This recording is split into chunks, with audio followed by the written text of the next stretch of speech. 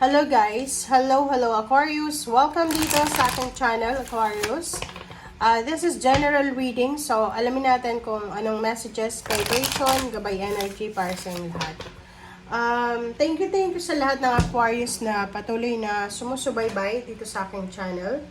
And doon sa mga bago kong subscribers, thank you guys sa inyong lahat.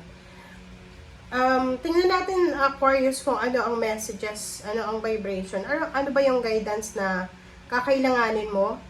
This is timeless, so pwede siya anytime. Okay? So, yun. Tingnan natin. Okay. Aquarius.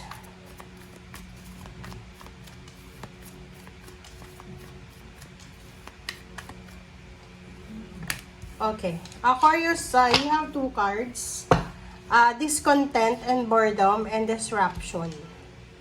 So, meron ditong Aquarius, paki-comment nga sa comment section if you resonated. Meron ditong Aquarius na medyo hindi siya kontento. Discontented siya. So, parang meron siyang gusto, meron siyang plinano, meron siyang gustong gawin. Maybe this is travel, maybe this is an occasion, or maybe this is all about having a baby, wedding, or kung ano pa man. Or basta, kung ano man tong nagbe-wish ka dito ng manifestation ng stability and balance and achievements. Yung parang nagpaplano kang magpatayo ng bahay, nagpaplano kang mag-travel abroad for work or for leisure, for vacation. Meron ka ditong, like yung iba na hindi mabuntis-buntis, you're planning to have a baby, magnegosyo, or kung ano man na plano mo. But sa ngayon, sinasabi ng barahan na medyo disappointed ka. Medyo disappointed ka.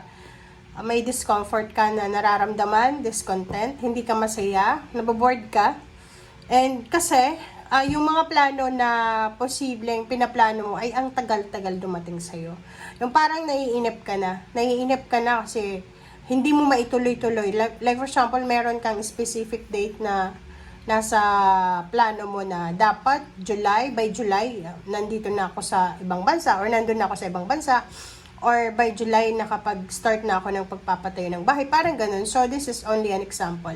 So, disruptions, sinasabi ng bara sa'yo na lahat ng plano mo sa buhay ay posibleng hindi matuloy. But, hindi naman rason yun para mawalan ka na ng interest, diba? So, kung ano man yun na plano mo, just let go, let God, let it flow. Kasi, minsan, di ba, may mga gusto tayong mangyari sa buhay natin, may mga plano tayo na ayaw ng Panginoon, so, binibigyan tayo ng ibang direksyon, kasi alam niya na yung gusto natin, ay hindi yun makakabuti sa atin. So, dito sa baraha mo, sinasabi sa'yo na, kung ano man ang rason, kung bakit ka hindi masaya, and bored ka, siguro hanapan natin yan ng rason para maging masaya ka.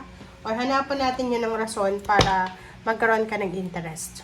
Parang ganun. So, hanapin mo. Di ba like for example, may mga bagay-bagay kang gusto na hindi nangyayari sa atin. So, hindi big sabihin nun na loser na tayo. Siguro hanap tayo ng alternatibo kung ano yung gusto, kung ano yung naandyan, yun muna. Parang ganun. Magtiyaga muna tayo sa kung ano yung available.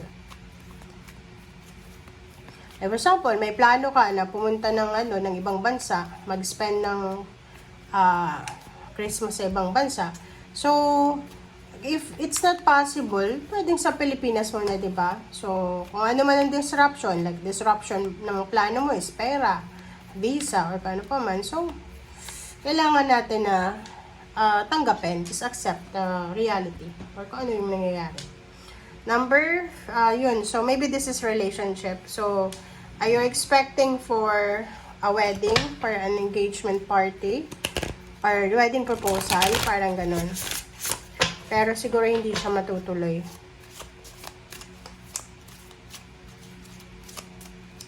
Okay. This is the advice. Clear and devour. 39, 9, 10, 11, 12. So, sinasabi niya ng bara sa'yo dito na yun nga, let go, let God, let it flow. Siguro may mga gusto tayo na hindi para sa atin.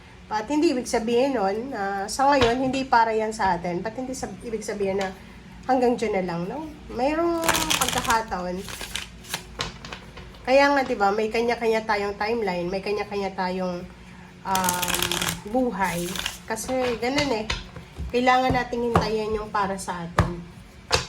Huwag nating ipilit. Kasi pag pinilit natin, pwedeng mapait. Okay? Pwedeng magsisi tayo sa bandang huli. Alright, so Page of Swords, Seven of Swords. This is your energy, air signs. Oh wow, lahat sila air signs. Okay.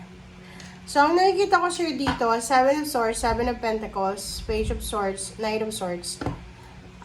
Sinasabi ng baraha sa'yo, mag-iingat ka, Gemini. You need to be very, Aquarius. Sorry, guys. Mag-iingat ka, Aquarius. Mag-iingat ka because kasi nakita ko si Gemini, Seven of Swords. Mag-ingat ka, Aquarius, because there's a message, there's incoming. It's either a relationship or either offer, job offer, na posibleng hindi siya masyadong makatotohanan. Like business, mga partnership, collaboration sa business, or maybe yung mga online, diba? Mag-ingat ka, kasi pwedeng hindi yan totoo, no? Pwede kang magsisi sa bandang huli.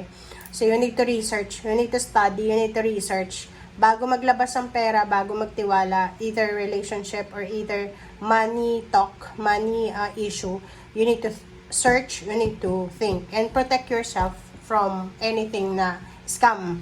Okay? Kasi sa panahon ngayon, uso yung scam eh. Okay?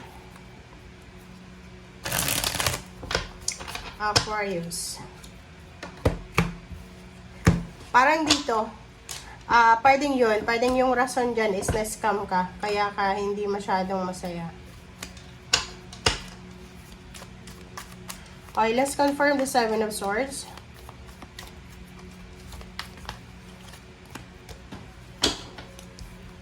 Okay. Two of Wands and the Strength. And, yun. Sinasabi ng baraha sa'yo dito, wag tayong masyadong mawala ng pag-asa. Like for example, yung mga pangarap mo sa buhay, nakikita ko maybe isa sa mga disruption dito is yung visa.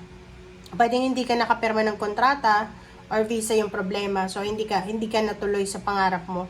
But hindi naman ibig sabihin na hindi yan para sa iyo sa ngayon, hindi na yan para bukas, para sa bukas. Kasi minsan kanya-kanya yan na timing. So maybe ngayon hindi siya right timing, maybe bukas timing na siya. So kailangan mong maghintay. And you need to be strong, diba? You need to be strong. You need to be courageous na hintayin kung ano talaga ang nakalaan na swerte para sa'yo. Okay? Tingnan mo. Meron ditong victory and success. Sinasabi ng baraha sa'yo dito, Aquarius, na merong mag-o-offer sa'yo sa mga susunod na araw, buwan na taon. Merong makaka-receive ng offer of love and job offer dito. And kung makikita mo dito, sinasabi ng barahan na may hidden message or may hidden na nakatago pa siya. So, ibig sabihin hindi pa sigurado. So, halimbawa, kung ikaw ay naghahanap ng trabaho and hindi ka matanggap-tanggap, so wag kang mawala ng pag-asa kasi sinasabi dito na may parating sa buhay mo na hindi pa nararamdaman, hindi mo pa nakikita, hindi mo pa nararamdaman na pwedeng pagkakitaan in even relationship. Okay? May friendship, connection, or ano pa man. Okay? Thank you guys for watching. Bye!